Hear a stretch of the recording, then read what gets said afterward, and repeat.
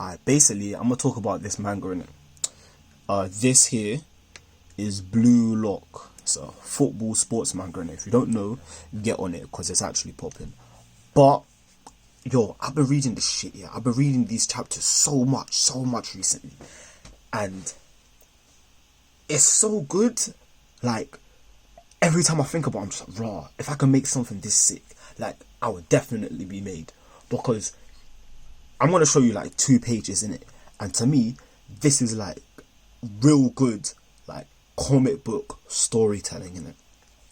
This is manga, so if you don't know, you read it right to left. So it goes from here to here to here to here to here to here.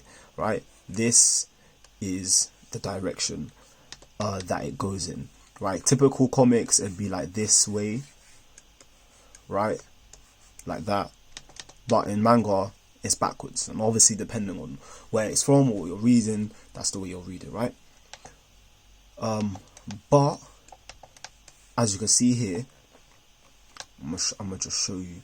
I don't know how it comes up on the screen, but see, look at this here. So obviously this guy's asking for the ball. Oh, it's spoilers if you ain't read it, but like it's quite early on, so it's not really anything big. But you'll be able to see right on this line, kind of where how everything is panelled in it. So everything is kind of panelled very linearly. So if you want to look at the through line here, the line of dialogue and action is all kind of like that and like that, which in comics makes it very easy to read. If you're reading, let's say this was a TV show, right? Everything is centered. So you're going to be looking at everything being all like, all right, it's centered, and how does your eye look at the center of the screen? But here, your eye has to track from right to left, all the way down the page, innit? So what the artist here, I don't know his name, what the artist here has done, what he's done is he's had a bubble right here, directing obviously to the guy's face, and you can see the action is moving this way, and right underneath the action is another bubble. So here it's almost like blocked like that. That would be the composition of the page. So it's made it easy for you to go from from bubble to action, and now where you're reading the next speech bubble, that's what's coming next. That's the next thing that he wants you to see, to read. So it's dialogue, action, dialogue again before the action of him receiving the ball. And again, look at it, how the way it's done is the ball kind of comes from the right side to the left side and carries on to the left side.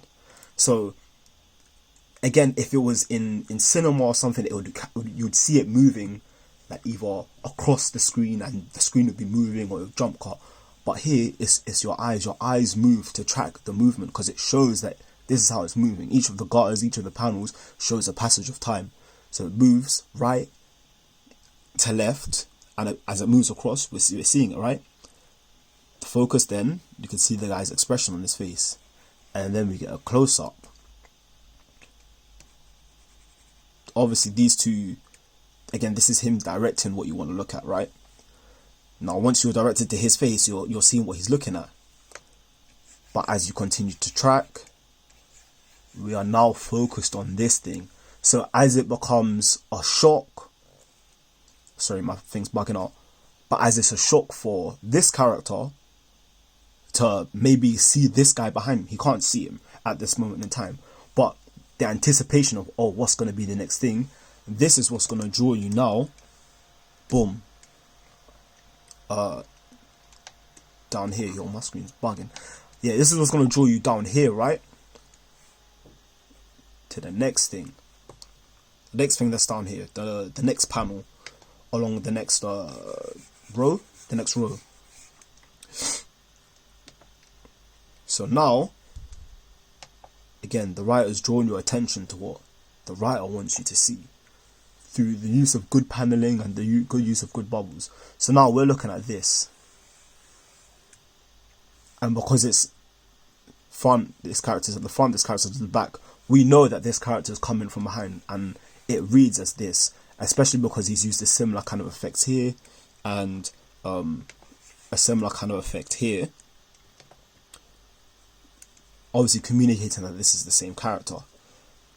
Comes across here, we look here, we look here, we see the ball. We see that this guy has kicked the ball. Now this maybe isn't as readable, but if you look at the whole page, you'll understand what's going on.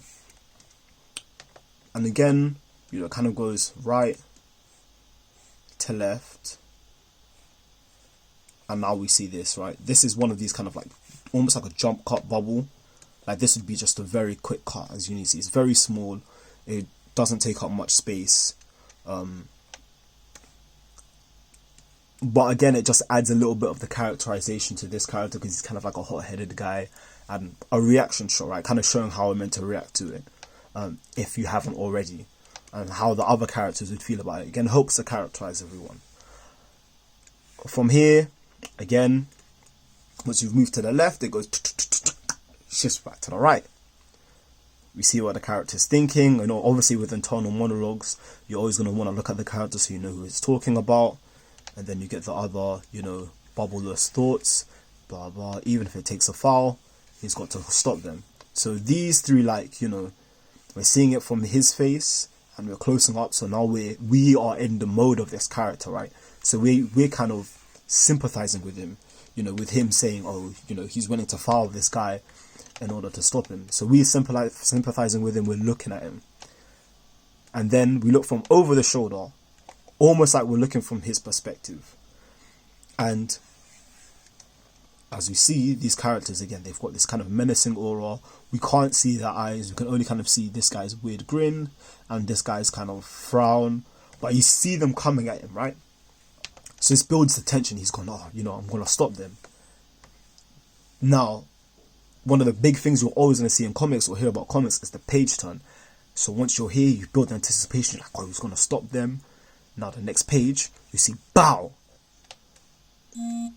jump cut, or page turn. You see the character jumping out the page, right? Now, what I love about this whole page, the whole page is good, but what I love about this is this top half here, because I think,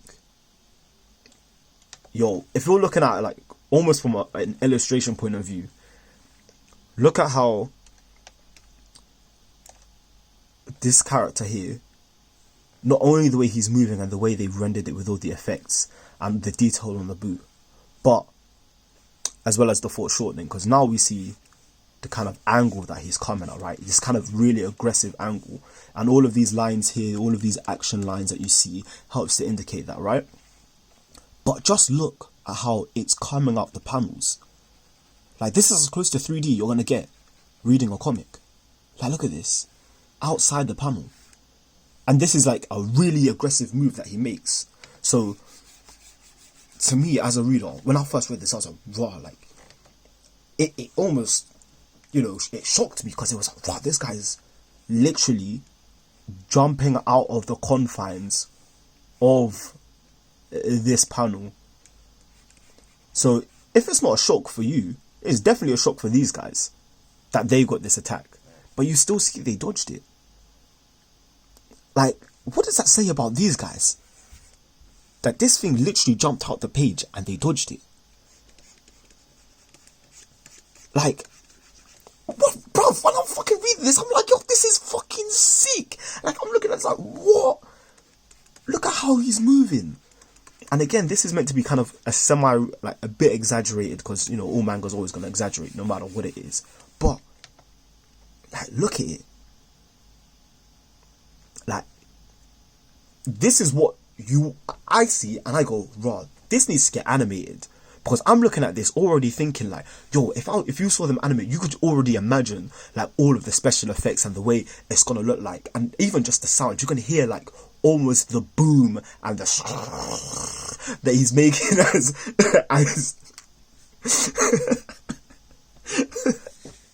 as he makes the slide tackle. And like, does this not look deadly? You don't want all of these studs on your shins.